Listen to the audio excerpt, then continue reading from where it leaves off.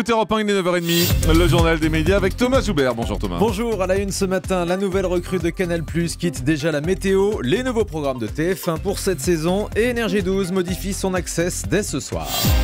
Il suffisait de regarder le grand journal pour en être convaincu, la nouvelle Miss Météo de Canal s'en va. Oui, Raphaël Dupire aura fait un passage éclair à la météo du grand journal puisqu'on a appris vendredi que la jeune fille allait arrêter ses bulletins un petit peu décalés.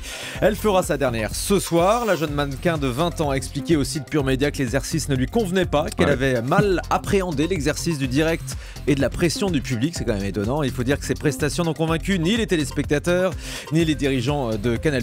Les sketchs étaient assez ratés, disons-le. La production réfléchit à un autre exercice désormais pour elle. Selon nos informations, elle devrait être remplacée à la météo par Alison Wheeler, une comédienne qu'on voit dans une autre séquence du grand journal. Ouais, ce qui est étonnant, c'est qu'ils passent des heures et des jours à faire des castings pour trouver cette Miss Météo. Oui. Ils ont eu tout Paris et la seule personne qui choisit, elle n'est pas capable de faire la météo. C'est étonnant.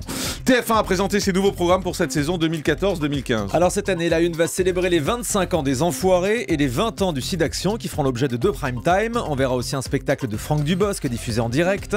Parmi les autres événements, les 40 ans d'Automoto en février prochain. Mon incroyable fiancé va faire son retour dans quelques semaines en deuxième partie de soirée. Il y aura aussi une nouvelle saison de Baby Boom, tournée cette fois à la maternité de l'hôpital Saint-Joseph à Marseille. Et puis TF1 annonce enfin un documentaire consacré à Jean-Paul Belmondo, réalisé par son fils Paul. Et puis des nouveautés aussi du côté des séries sur TF1. Beaucoup de nouveautés, avec par exemple Chicago Police Department, une série policière américaine qui se passe à Chicago. Une série de science-fiction aussi. Et les experts Miami, c'est à Miami ou pas Oui, je crois. Enfin, ça se passe à Miami, mais en réalité, c'est tourné à Los Angeles, pour Non, dire la vérité. vrai. Bah oui, c'est vrai. Zut. Il y a juste Par quelques exemple. séquences qui sont tournées à Miami, mais tous les studios sont faits à Los Angeles. Ah bah Il y aura mince. aussi sur TF1 Almost Human, presque humain en français. On verra The Missing, une série britannique. Côté français, TF1 a commandé 4 nouveaux épisodes de Léo Mattei avec Jean-Luc Reichmann, ou encore Le Secret d'Élise, une série de 6 fois 52 minutes avec Élise qui a un secret. Et on constate que TF1 met de moins en moins en avant ses animateurs. Oui, Estelle Denis n'a pas encore d'émission cette année, Christophe de Chavannes non plus. L'animateur a toutefois tourné le pilote d'un jeu intitulé Au Suivant. Un autre jeu baptisé Boom a été tourné par Vincent Lagaffe. Benjamin Castaldi, vous le savez, a lui préféré quitter la première chaîne. Ses nouvelles photos officielles pour D8 ont d'ailleurs été publiées ce week-end, alors qu'il est encore à l'antenne de TF1 pour Secret Story. Toutefois, son départ semble bien se passer, comme l'explique Fabrice Bailly, le directeur des programmes de TF1 au micro européen de Romain Ambro. Benjamin Castaldi, c'est un homme libre. Il a choisi de faire Nouvelle Star. De toute façon, ça s'est fait de commun accord avec nous, donc il n'y a pas eu de problème. Ce que je voudrais surtout signaler et souligner, c'est qu'il a accompli un travail formidable sur Secret Story. Il continue encore en ce moment. Il est à 200% sur Secret Story pour l'instant. Cette saison connaît des audiences qui sont supérieures à la saison précédente. Je lui souhaite bon courage et je l'embrasse. Eh ben voilà, c'est beau le monde de la télé. TF1 planche aussi sur un nouveau jeu d'aventure. La société de production de Koh-Lanta et de Fort Boyard développe en ce moment l'adaptation d'une émission suédoise baptisée Drop It. Je vous en ai déjà parlé. Et c'est bien TF1 qui devrait la diffuser l'année prochaine, comme l'a annoncé ce week-end le Parisien. Dans cette émission, des sportifs de haut niveau sont lâchés dans un lieu reculé et inhospitalier, sans carte, sans boussole, ni nourriture. Le premier qui arrive à retrouver la civilisation pour brancher son téléphone portable aura gagné.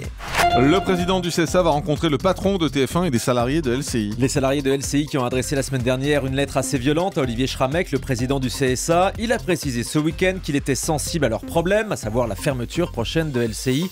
Mais le conseil ne reviendra pas sur sa décision. Olivier Schramek a annoncé à nos confrères de RTL qu'il recevrait les salariés de la chaîne Info cette semaine. Il rencontrera aussi Nonce Paolini, le grand patron de TF1. Et puis cette information exclusive, Énergie 12 modifie sa tranche d'Access Prime Time dès ce soir. En cause, les mauvaises audiences de la télé-réalité L'Île des Vérités 4 et du MAG, l'émission qui la précède, en concurrence directe avec Secret Story.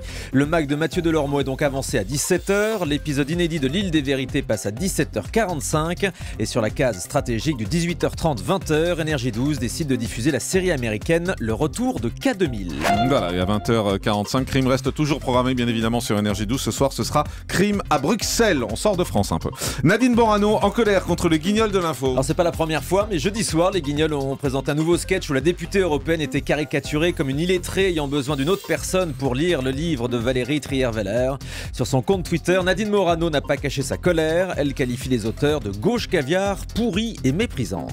Et puis la bourde de Geneviève de Fontenay à l'élection de Miss Algérie. Pendant son discours, vendredi soir, la dame au chapeau a évoqué l'Algérie française, ce qui a fait bondir une partie de l'assistance.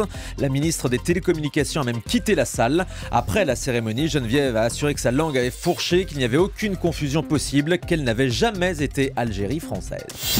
Et on termine avec le chiffre du jour. 26 millions de dollars, le salaire annuel de l'acteur le mieux payé de la télé américaine selon le magazine Forbes. Je vous donnais les salaires des filles vendredi, place donc aujourd'hui à ceux des garçons. L'acteur le mieux payé, c'est encore Ashton Kutcher pour son rôle dans la sitcom Mon oncle Charlie. En deuxième position, un autre acteur de cette même série, John Cryer, ex-aequo avec Mark Harmon qui joue le rôle de Gibbs dans NCIS. Vous connaissez la série? Exactement, qui est diffusée sur M6 tous les vendredis soirs. Merci beaucoup Thomas Joubert.